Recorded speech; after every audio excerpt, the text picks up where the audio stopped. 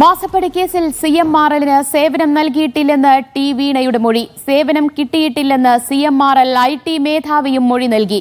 ഇതോടെ സേവനം നൽകിയെന്ന CPM വാദം പൊളിഞ്ഞു. ഇരുവരുടെയും മൊഴിയുടെ വിശദാംശങ്ങൾ SFIO റിപ്പോർട്ടിലുണ്ട്. SFIO റിപ്പോർട്ടിന്റെ പകർപ്പ് കൂടുതൽ കേന്ദ്ര ഏജൻസികൾക്ക് കൈമാറി.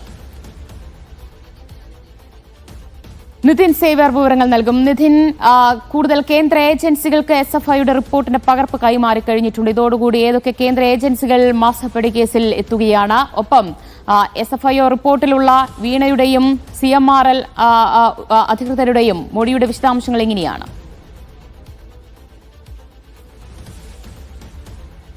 ദിവ്യ, മാസപ്പടി കേസ് തുടക്കം മുതൽ തന്നെ CPM പ്രതിരോധിക്കാൻ ശ്രമിച്ചിരുന്നത് ഇത് സേവനങ്ങൾ CMRL-ന് എക്സാലോജിക്ക് നൽകിയിട്ടുണ്ട് എന്ന് പറഞ്ഞായിരുന്നു. പക്ഷേ ഈ SFIO റിപ്പോർട്ടിൽ SFIO കോടതിയിൽ സമർപ്പിച്ച റിപ്പോർട്ടിലാണ് വീണയുടെ തന്നെ മൊഴിയുള്ളത്. കഴിഞ്ഞ വർഷമാണ് ചെന്നൈയിലെ SFIOയുടെ ഓഫീസിലേക്ക് വിളിച്ചു വരുത്തി ടി വീണയെ, മുഖ്യമന്ത്രിയുടെ മകൾ ടി വീണയെ ചോദ്യം ചെയ്തത്. ഈ മൊഴിയിലാണ് ഇത്തരത്തിൽ എക്സാലോജിക്ക് CMRL-ന് സേവനമൊന്നും ചെയ്ത് നൽകിയിട്ടില്ല എന്ന വിവരമുള്ളത്. ഇതോടുകൂടി തന്നെ ഇതിൽ പ്രതിരോധിക്കാൻ ശ്രമിച്ച ശ്രമം അല്ലെങ്കിൽ അത്തരത്തിലൊരു വാദം പൊളിയുകയാണ് ചെയ്യുക. താങ്കൾ എക്സാലോജിക് കമ്പനി CMRL-ന് യാതൊരുവിധ സേവനവും ചെയ്തു നൽകിയിട്ടില്ല എന്ന വീണയുടെ മൊഴി തന്നെയാണ് ഇപ്പോൾ പുറത്തു വരുന്നത്. ഒപ്പം തന്നെ അതിനെ സാധൂകരിക്കുന്ന മറ്റൊരു മൊഴി, അതായത് ഈ CMRL-ന്റെ IT വിഭാഗം മേധാവിയും സമാനമായ മൊഴി SFIOക്ക് നൽകിയിട്ടുണ്ട്. എക്സാലോജിക്ക് തങ്ങൾക്ക് സേവനമൊന്നും ചെയ്തു നൽകിയിട്ടില്ല എന്ന്. അപ്പോൾ ഇത് വീണയ്ക്ക് തന്നെ കുഴുക്കായി മാറും. പ്രത്യേകിച്ച് EDയുടെ കയ്യിൽ ഈ റിപ്പോർട്ടിന്റെ പകർപ്പുണ്ട്. ED ഈ കേസിൽ ശക്തമായി തന്നെ ഇടപെടാൻ ആലോചിക്കുന്നുണ്ട്. അപ്പോൾ അത്തരത്തിൽ മുന്നോട്ട് പോകുമ്പോൾ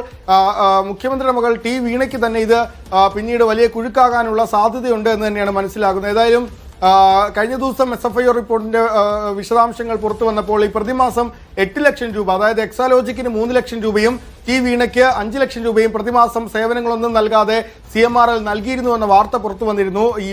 ടി വീണയും ശശിധരൻ കർത്തയും ചേർന്ന് ഗൂഢാലോചന നടത്തിയെന്നും വീണയ്ക്ക് ഇതിൽ ഈ ഗൂഢാലോചനയിൽ സുപ്രധാന പങ്കുണ്ടെന്നും SFIO റിപ്പോർട്ട് വ്യക്തമാക്കിയിരുന്നു. അതുപോലെ തന്നെ ഈ ഇന്ത്യ എംപവറിൽ നിന്നെടുത്ത 50 ലക്ഷം രൂപയുടെ ലോൺ തിരിച്ചടയ്ക്കാൻ CMRL നിന്ന് ലഭിച്ച പണമാണ് ഈ എക്സാലോജിക് അല്ലെങ്കിൽ വീണ ഉപയോഗിച്ചത് എന്ന വാർത്തയും കഴിഞ്ഞ ദിവസങ്ങളിൽ പുറത്തു വന്നിരുന്നു. അപ്പോൾ ഈ ലോൺ അടച്ച തുക അല്ലെങ്കിൽ CMRL നിന്ന് ലഭിച്ച തുക വകമാറ്റി ചിലവഴിച്ച് വലിയ ബാധ്യത CMRL ഉണ്ടാക്കി അല്ലെങ്കിൽ